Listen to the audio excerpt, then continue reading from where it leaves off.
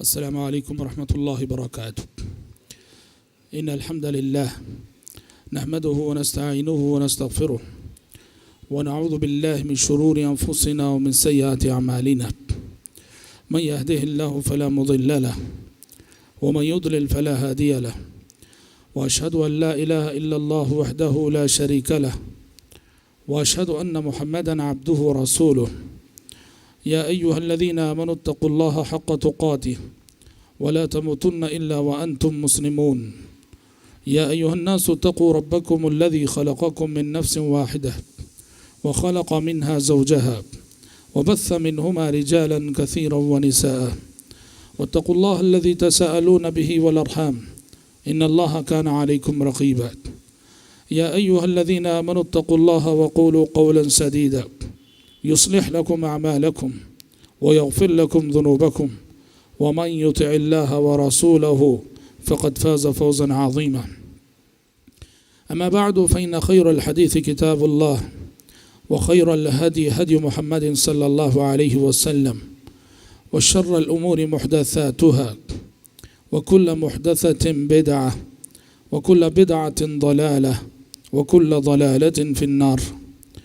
رب اشرح لي صدري ويسر لي أمري واحلل عقدة من لساني يفقه قولي.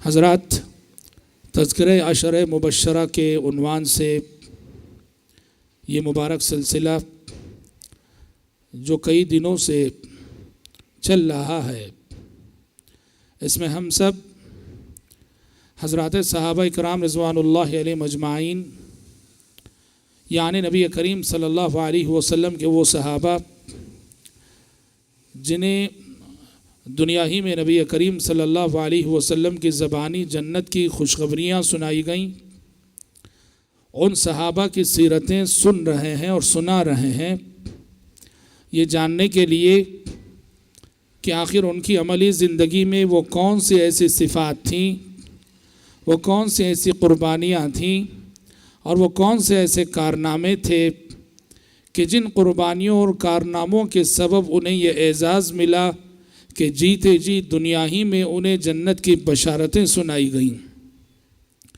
اور جیسا کہ ہم نے پہلے دن بتایا تھا کہ صحابہ کرام رضوان اللہ علیہ مجمعین، دراصل یہ جماعت اس زمین پر اللہ تبارک و تعالیٰ کا انتخاب تھی۔ پیارے نبی حضرت محمد صلی اللہ علیہ وسلم کی جو عمومی رسالت اور عمومی نبوت تھی کہ آپ ساری انسانیت کے لیے بھیجے گئے تھے، اور آپ کے پیغام کو اور آپ کے لائے ہوئے دین کو دنیا کے کونے کونے تک پہنچنا تھا، اور آپ کے لائے ہوئے دین کو دنیا کے کونے کونے تک پہنچنے کے لیے باصلاحیت افراد کی ضرورت تھی۔ اللہ تبارک و تعالیٰ نے نبی کریم صلی اللہ علیہ وسلم کے صحابہ کی شکل میں اپنے آخری پیغمبر حضرت محمد صلی اللہ علیہ وسلم کو وہ باصلاحیت افراد عطا کر دیے جو اس قابل تھی جماعت کہ اللہ تعالیٰ کے اس دین کو لے کر دنیا کے گوشے گوشے میں پہنچ جائے۔ جیسا کہ ہم ہر صحابی کی زندگی میں دیکھ رہے ہیں، ہر صحابی کے اندر کوئی نہ کوئی ایک انقلابی صفت ہوتی ہے، نمایاں وصف ہوتا ہے۔ ہر صحابی کو کوئی نہ کوئی خصوصیت دوسرے صحابی سے ممتاز کرتی نظر آتی ہے۔ ایسا کیوں ہے؟ اس لیے کہ صحابہ کی جماعت اس زمین پر اللہ تبارک و تعالیٰ کا انتخاب تھی اپنے آخری پیغمبر حضرت محمد صلی اللہ علیہ وسلم کا ساتھ نبھانے کے لیے، اور تبلیغ دین میں آپ صلی اللہ علیہ وسلم کے شانہ بشانہ قدم بڑھانے کے لیے اللہ تبارک و تعالیٰ نے اس زمین پر اس مبارک جماعت کا انتخاب کیا تھا۔ حضرات، ہم نے اپنے پچھلے محاضرات میں عشرہ مبشرہ میں سے 5 صحابہ کے حالات زندگی سن لیے ہیں، خلفائے راشدین، اور خلفائے راشدین کے بعد کل کے درس میں صحابی رسول عبد الرحمن ابن عوف رضی اللہ تعالی عنہ۔ آج جس صحابی کا تذکرہ میں آپ کے سامنے کرنے جا رہا ہوں، یہ بھی ایک نمایاں اور جلیل القدر صحابی ہیں، زبیر بن عوام القرشی الہاشمی رضی اللہ عنہ، جو ابو عبداللہ کی کنیت سے جانے جاتے تھے، اور جن کے خلقی اوصاف میں خاص طور پر یہ بات ذکر کی جاتی ہے کہ پیدائشی طور پر حضرت زبیر رضی اللہ تعالیٰ عنہ بڑے طویل القامت تھے، بڑے لمبے تھے۔ یہ امام ذہبی رحمۃ اللہ علیہ سیر اعلام النبلاء میں لکھتے ہیں کہ اگر حضرت زبیر ابن عوام رضی اللہ عنہ سواری پر بیٹھیں، سواری پر بیٹھنے کے باوجود ان کے قدم زمین سے لگتے تھے۔ ایسے اندازہ کر سکتے ہیں کہ وہ کتنے طویل القامت تھے۔ تو اپنے خلقی اوصاف میں حضرت زبیر ابن عوام رضی اللہ عنہ طبقہ صحابہ میں اس حیثیت سے جانے جاتے ہیں کہ وہ بڑا لمبا قد رکھتے تھے، اور قد جتنا لمبا تھا ان کی عظمت بھی اور ان کی شان و شوکت بھی اتنی ہی بلند تھی۔ یہ رشتے میں نبی کریم صلی اللہ علیہ وسلم کے سگے پھوپھی زاد بھائی لگتے تھے۔ پیارے نبی کی پھوپھی تھیں صفیہ رضی اللہ عنہ، جو حضرت حمزہ کی بہن تھیں، حضرت صفیہ کے بیٹے تھے۔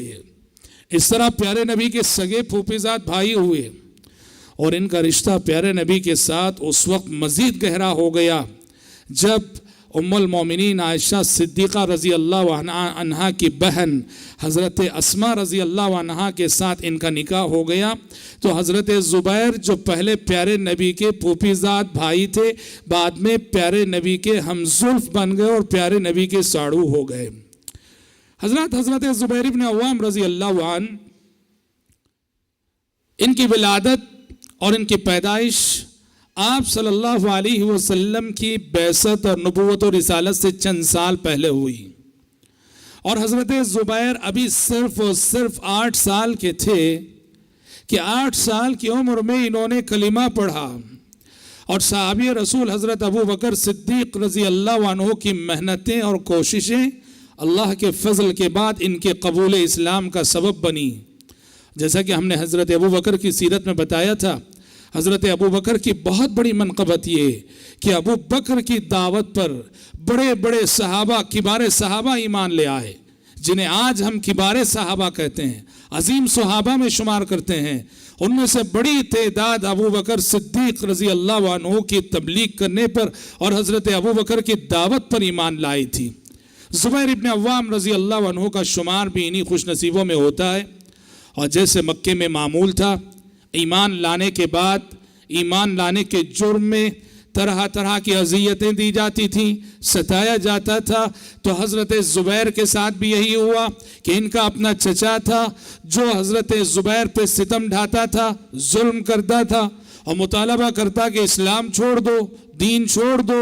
حضرت زبیر رضی اللہ عنہ کسی بھی قیمت دین چھوڑنے کے لیے تیار نہ ہوتے۔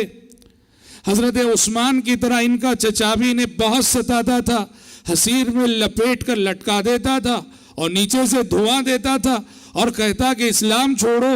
یہ کمسن صحابی، یہ کمسن اور کم عمر صحابی جو ابھی بلوغت کو بھی نہیں پہنچے تھے، اللہ اکبر، اپنے چچا کی اذیتوں پہ صبر کرتے تھے۔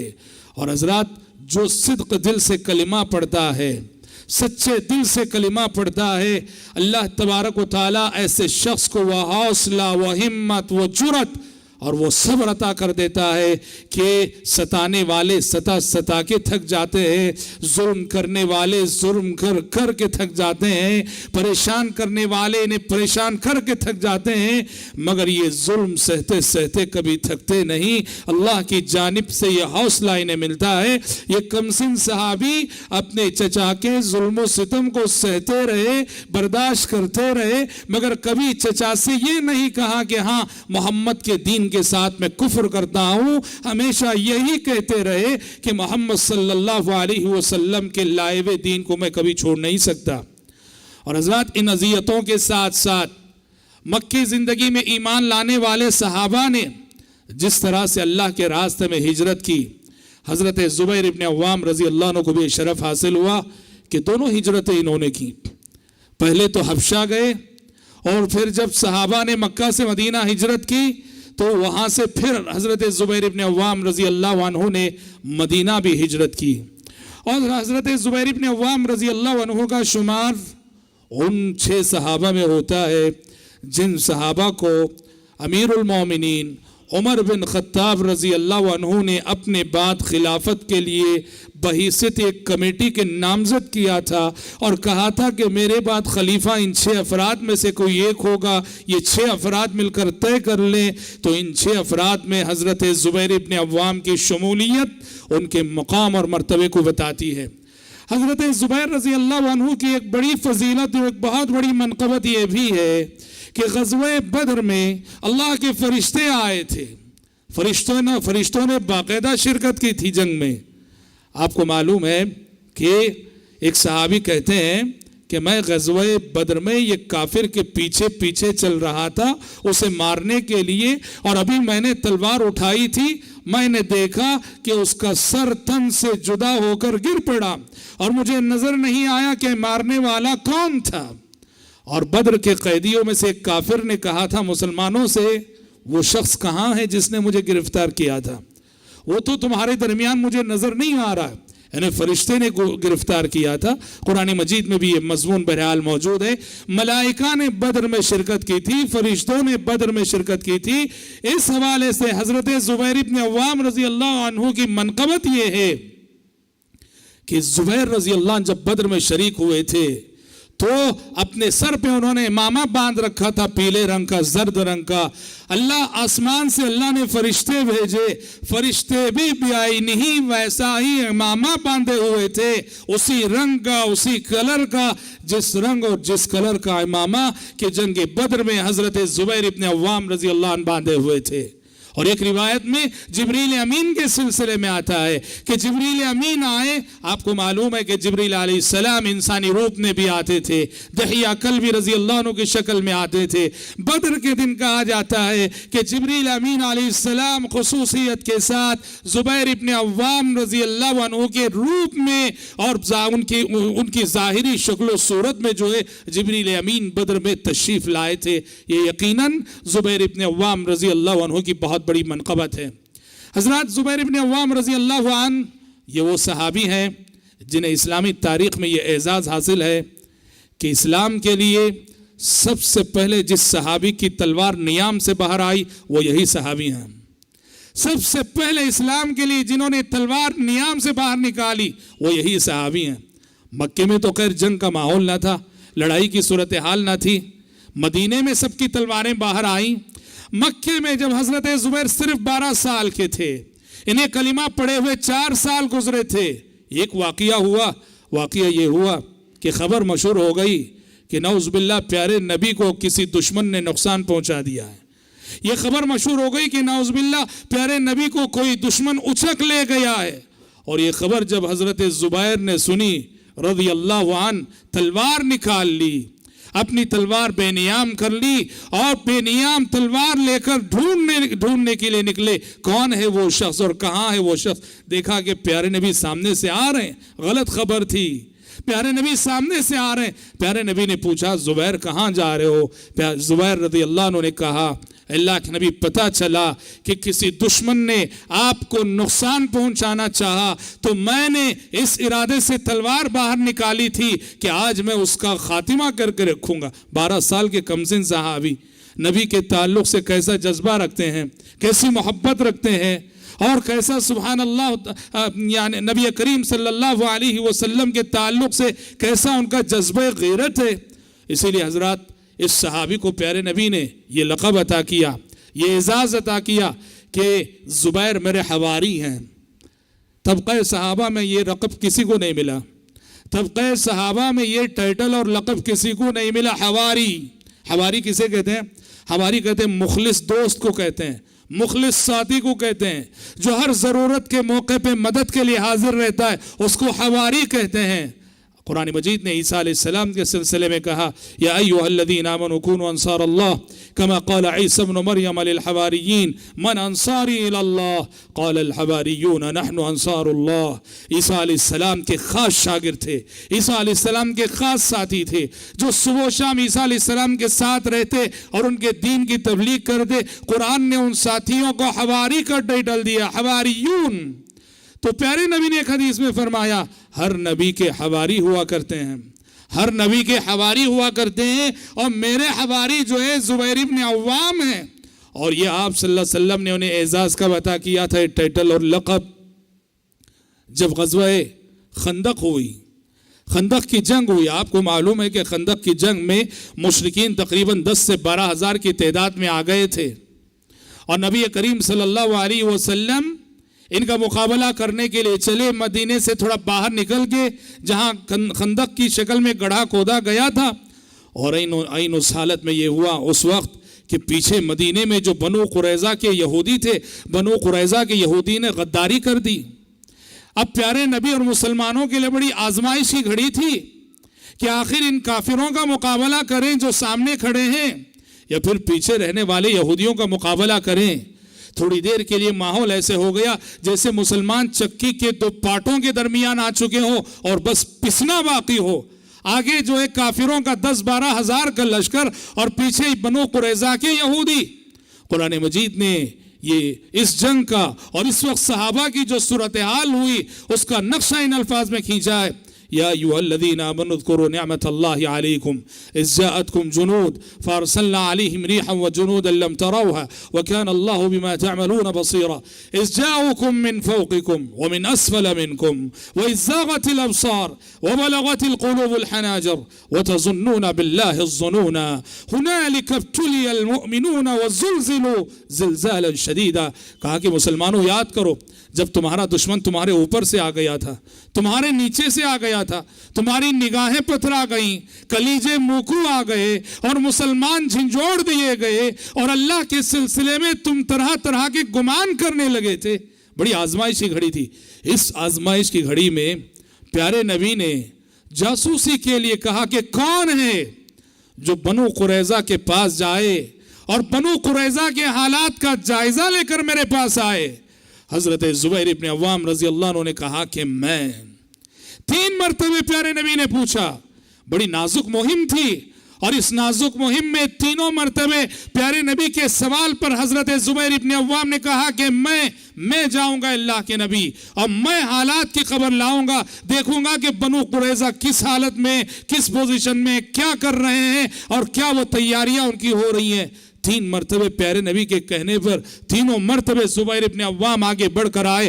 اس دن پیارے نبی نے فرمایا تھا ہر نبی کے حواری ہوتے ہیں، میری امت کے میرے حواری جو ہے یہ زبیر ابن عوام ہیں.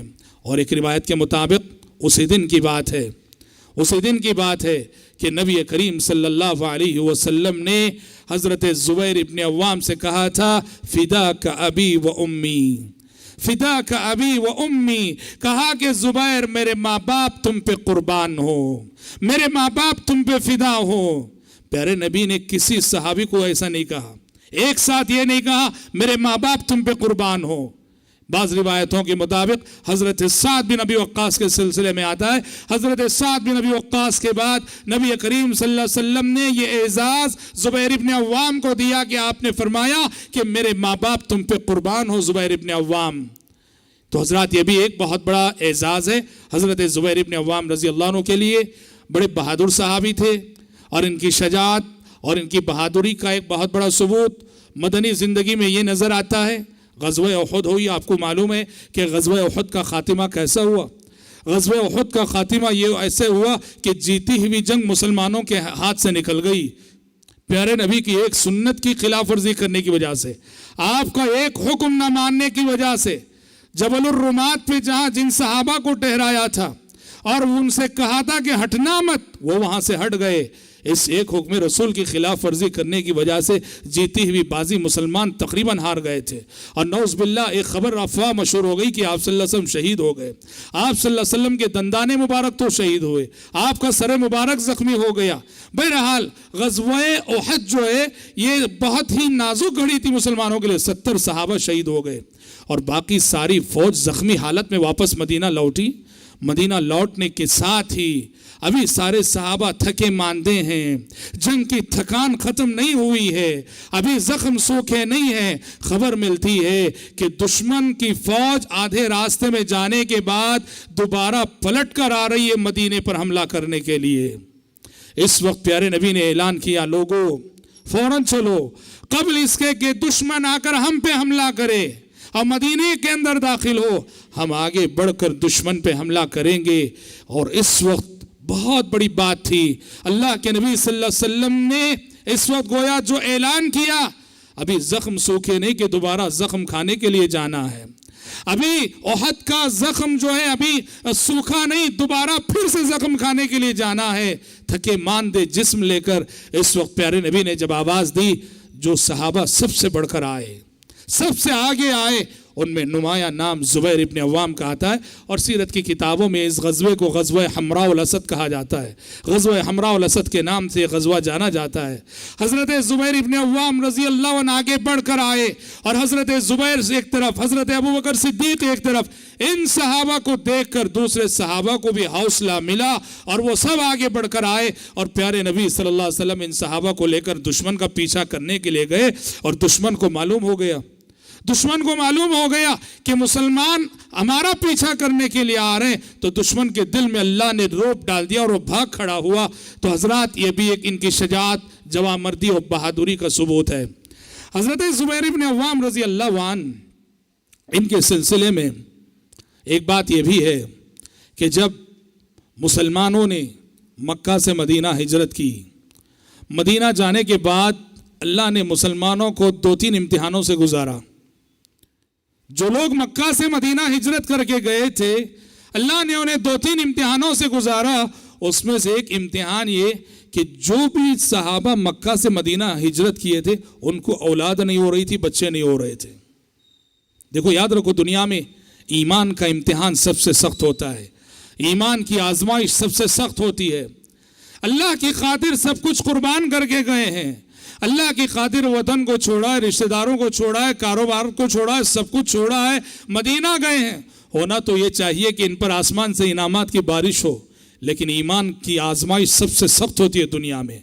اللہ ایمان والوں کو طرح طرح سے آزماتا ہے، ان کے توکل کو، ان کے یقین کو، ان کے صبر کو اللہ تعالیٰ آزماتا ہے۔ اللہ کے راستے میں قربانی دے کر گئے ہیں، اور مدینہ جانے کے بعد ہوتا یہ ہے کہ مہاجرین کو بچے نہیں ہو رہے، اولاد نہیں ہو رہی، یہاں تک کہ یہ خبریں مکہ تک پہنچی، اور مکے کے کافروں نے یہ تانا دینا شروع کیا کہ ہمارے خدا تم سے ناراض ہو گئے، تم ہمارے شہر کو چھوڑ کر گئے، ہمارے جو خدا ہیں لات منات عزا یہ تم سے ناراض ہو گئے اور تمہیں بچے نہیں دے رہے ہیں۔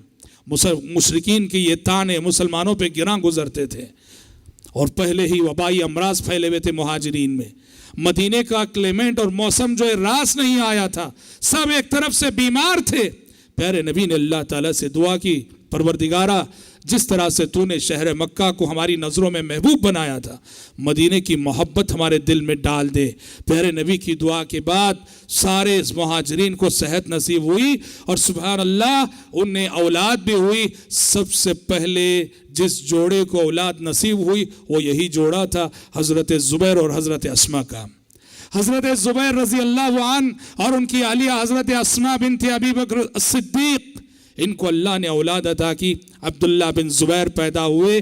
یہ ہجرت کے بعد مہاجرین میں پیدا ہونے والا سب سے پہلا بچہ عبداللہ بن زبیر، اور عبداللہ بن زبیر کے جس دن ولادت ہوئی تھی، مدینے کے مہاجرین کے لیے ان کی ولادت بہت بڑی بشارت تھی، بہت بڑی خوشخبری کی حیثیت رکھتی تھی۔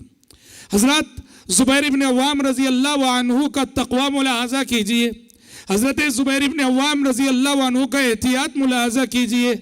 ایک مرتبہ حضرت زبیر کے لڑکے نے حضرت زبیر سے پوچھا، کہا کہ ابا جان کیا بات ہے، آپ پیارے نبی کی صحبت میں رہے، پیارے نبی کے ساتھ رہے، مگر میں دیکھتا ہوں کہ فلاں فلاں صحابی جیسے حدیثیں روایت کر رہے ہیں، آپ وہ حدیثیں نہیں روایت کر رہے ہیں، ایسا کیوں ہے؟ تو حضرت زبیر نے اپنے بیٹے کو جواب دیا، بیٹا یہ تو سچ ہے کہ مجھے پیارے نبی کی طویل صحبت میسر ہے، مکی زندگی میں پورا ساتھ رہا، مدنی زندگی میں پورا ساتھ رہا، لیکن بیٹے میں حدیث روایت کرنے سے اس لیے ڈرتا ہوں کہ میں نے پیارے نبی سے یہ حدیث سن رکھی ہے کہ آپ نے فرمایا من کذب علی متعمدا فلیتبوأ مقعدہ من النار، جو شخص میری طرف جان بوجھ کر کوئی جھوٹی حدیث منسوب کرے، ایسے شخص کو جہنم میں اپنی جگہ تیار کر لینی چاہیے۔ اس حدیث کی وجہ سے حضرت زبیر رضی اللہ عنہ ڈرتے تھے کہ اگر میں حدیثیں بیان کروں گا، حدیثیں روایت کروں گا، کہیں میری زبان سے کوئی ایسا جملہ نہ نکل جائے جو جملہ کے پیارے نبی نے ارشاد نہ فرمایا ہو، کہیں انجانے میں میری جانب سے پیارے نبی کی طرف کوئی ایسی حدیث منسوب نہ ہو جائے جو پیارے نبی نے ارشاد نہ فرمائی ہو۔ بعض صحابہ یہ احتیاط کرتے تھے، جب دیکھتے کہ ہمارے پاس جو حدیثیں ہیں وہ حدیثیں دوسرے صحابہ پھیلا رہے ہیں تو پھر ہم خاموش رہیں گے احتیاط کرتے ہوئے۔ ایسا نہیں کہ علم کو چھپا رہے ہیں، ایسی بات نہیں، علم چھپ نہیں رہا تھا، وہ دیکھ رہے تھے کہ ہمارے پاس جو حدیثیں دوسرے صحابہ بیان کر رہے ہیں، ابو ہریرہ بیان کر رہے ہیں، جابر بیان کر رہے ہیں، ابن عمر بیان کر رہے ہیں، حضرت عائشہ بیان کر رہے ہیں، جب دوسرے بیان کر رہے ہیں تو ہم خاموش رہیں گے کہ ہم اس خطرے سے تو بچ جائیں گے کہ انجانے میں ہماری جانب سے پیارے نبی کی طرف کوئی جھوٹی بات منسوب نہ ہو۔ حضرات یہ صحابہ سے سیکھنے کا ادب ہے۔ حدیث رسول کے سلسلے میں صحابہ کتنا احتیاط کرتے تھے۔ عبداللہ بن مسعود رضی اللہ عنہ جب بھی حدیث بیان کرتے تھے، قال رسول اللہ جب کہتے تھے ان کے چہرے کا رنگ بدل جاتا تھا، چہرے کا رنگ بدل جاتا تھا۔ حدیث سنانے کی بات کہتے او کما قال رسول اللہ صلی اللہ علیہ وسلم، کہا کہ حدیث میں نے جیسے یاد رکھی ویسے سنائی ہے، یا پھر او کما قال رسول اللہ صلی اللہ علیہ وسلم، یا پھر جیسے اللہ کے نبی نے فرمایا ہو پھر ویسے ہی۔ صحابہ اتنا احتیاط کرتے تھے، اور آج کتنی بے احتیاطی ہوتی ہے، ممبروں سے ہوتی ہے، مسجدوں سے ہوتی ہے، ہمارے دروس میں ہوتی ہے، ہمارے مواعظ میں ہوتی ہے۔ پیارے نبی کی طرف جھوٹی حدیثیں اتنی منسوب کی جاتی ہیں، ضعیف حدیثوں کی روایت کا چلن اس قدر عام ہے، موضوع اور من گھڑت حدیثیں اس قدر سنائی جاتی ہیں، اور یہ سب کھلواڑ دین کے نام پر ہوتا ہے۔ بہت بڑا جرم ہے، بہت بڑا گناہ ہے ضعیف حدیثوں کو بغیر اس کا حکم بتائے روایت کرنا، یا موضوع حدیثوں کو، من گھڑت حدیثوں کو پھیلانا۔ صحابہ اتنا احتیاط کرتے تھے، اس احتیاط کی ضرورت ہے۔ تو زبیر بن عوام 23 سال پیارے نبی کے ساتھ رہے، مگر کتب حدیث میں دیکھو کہ ان کی حدیثیں آپ کو بہت کم نظر آئیں گی۔ کیوں؟ وہ بہت احتیاط کیا کرتے تھے۔ اور حضرت زبیر بن عوام رضی اللہ عنہ کی عملی زندگی کی اگر بات کریں تو عملی زندگی میں حضرت زبیر بن عوام رضی اللہ عنہ مومنانہ کردار کے حامل تھے، اور ایک بہت بڑا کردار جو ان کی زندگی میں نظر آتا ہے، آپ کو معلوم ہے پیارے نبی نے فرمایا الدین والنصیحہ، دین نام ہے خیر خواہی کا، دین نام ہے دوسروں کا بھلا چاہنے کا۔ پیارے نبی نے فرمایا لا یؤمن احدکم حتی یحب لاخیہ ما یحب لنفسہ، تم میں سے کوئی شخص اس وقت تک مومن کامل نہیں ہو سکتا جب تک وہ دوسروں کے لیے وہ چیز پسند نہ کرے جو اپنے لیے پسند کرتا ہو۔ حضرت زبیر بن عوام کا کردار ملاحظہ کرو، لوگ ان کے پاس امانتیں رکھنے کے لیے آتے تھے، کیونکہ مالدار صحابی تھے، جیسا کہ ابھی میں بتاؤں گا، مالدار صحابی تھے، لوگ ان کے پاس اپنی امانتیں رکھنے کے لیے آتے تھے۔ اور لوگ جب امانت رکھنے کے لیے آتے تھے، حضرت زبیر ان کو ایک مشورہ دیتے، میرے پاس رکھ رہے ہو ٹھیک ہے، مگر امانت کے طور پہ مت رکھو، امانت کے طور پہ مت رکھو، یوں رکھو کہ مجھے قرض دے رہے ہو جیسے میں تم سے قرض لے رہا ہوں۔ کیوں جانتے ہیں؟ امانت جب دی جاتی ہے، آپ میرے پاس کوئی امانت لا کے رکھتے ہیں، وہ چیز اگر میرے پاس ضائع ہو گئی تو میں اس کا ذمہ دار نہیں، آپ کو لوٹانے کا ذمہ دار نہیں۔ آپ اگر امانت کسی کے پاس رکھتے ہیں، وہ چیز اس کے پاس چوری ہو گئی، کچھ بھی ہو گیا، ضائع ہو گئی، وہ لوٹانے کا ذمہ دار نہیں۔ ہاں، لوٹانے کا ذمہ دار کب ہے جانتے ہیں؟ اگر وہ اس چیز کی حفاظت میں تقصیر کرے، کوتاہی کرے، تب ذمہ دار ہے۔ اس نے حفاظت کی پوری کوشش کی، پھر وہ چیز ضائع ہو گئی، آپ اس سے جا کے پوچھ نہیں سکتے کہ میں نے امانت رکھی تھی لوٹائیے، پوچھ نہیں سکتے۔ اس نے کوئی کوتاہی نہیں کی، مقدر تھا کہ چوری ہو گئی۔ حضرت زبیر ابن عوام اسی وجہ سے ہر امانت رکھنے والے سے کہتے کہ اس کو امانت کے طور پہ مت رکھو، اس کو میرے پاس قرض کے طور پہ رکھو کہ جیسے میں تم سے قرض لے رہا ہوں، کیونکہ اگر قرض کے طور پہ تم مجھے دو گے، اس کی واپسی مجھ پر لازم ہوگی، بہر صورت مجھے تمہیں لوٹانا ہی پڑے گا کسی بھی صورت۔ اگر امانت کے طور پہ تم رکھو گے، ضائع ہو گئی تو ہو سکتا ہے کہ وہ چیز تمہیں نہ ملے۔ یہ مسلمانوں کے ساتھ نصح و خیر خواہی کا بہت بڑا ثبوت ہے۔ حضرات آپ کو معلوم ہے، جیسا کہ ہم نے جمل اور صفین کے واقعات پہ جب تبصرہ کیا تھا، بتایا تھا کہ حضرت زبیر بن عوام رضی اللہ عنہ جنگ جمل میں شریک تھے۔ ام المومنین عائشہ صدیقہ رضی اللہ عنہ کی فوج میں حضرت طلحہ بن عبید اللہ رضی اللہ عنہ کے ساتھ حضرت زبیر بن عوام رضی اللہ عنہ کا نام نمایاں نظر آتا ہے۔